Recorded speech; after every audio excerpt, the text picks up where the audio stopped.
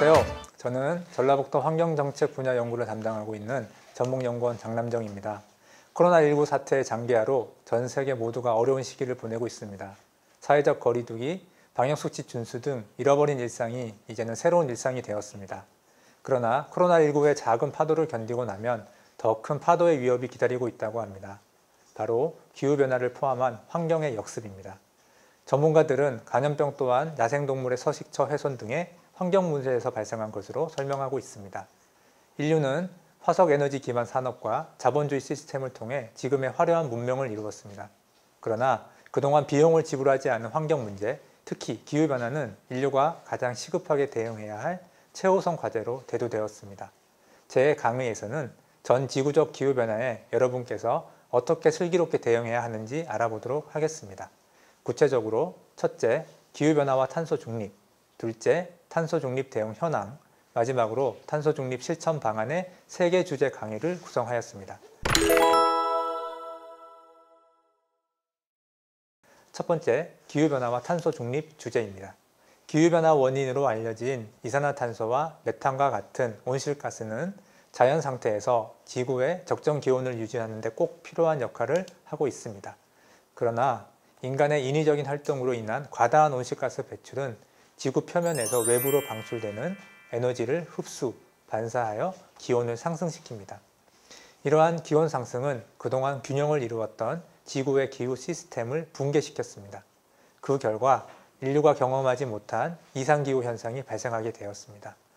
올해 2021년의 경우 서유럽의 홍수, 그리스 산불, 그리고 북미 대륙 열돔 현상에 따른 섭씨 56도의 역대급 기온 상승 등이 기후변화의 영향입니다.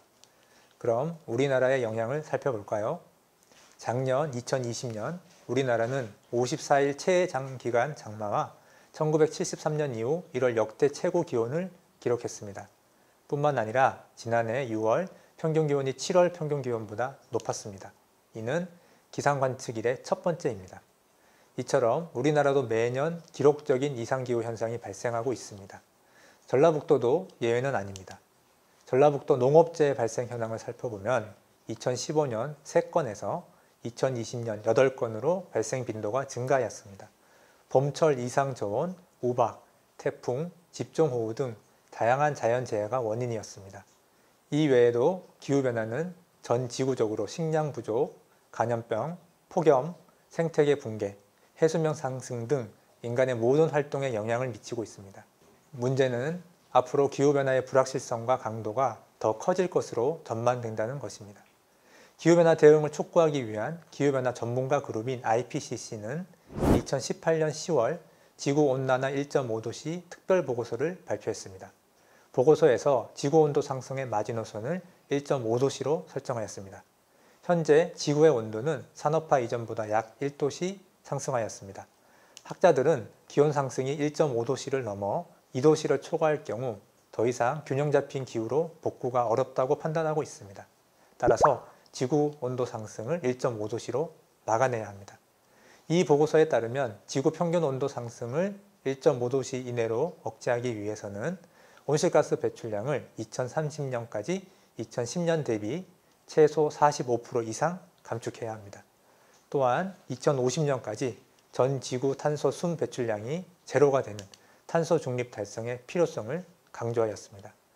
온실가스 넷 제로를 뜻하는 탄소 중립은 인위적인 온실가스 배출량과 숲, 해양과 같은 자연의 온실가스 흡수량을 같게 만들어 실제 배출량은 0으로 만드는 개념입니다. 세계 주요 국가는 2050년 탄소 중립을 선언하고 온실가스 감축을 위한 본격적인 태세 전환에 돌입하였습니다.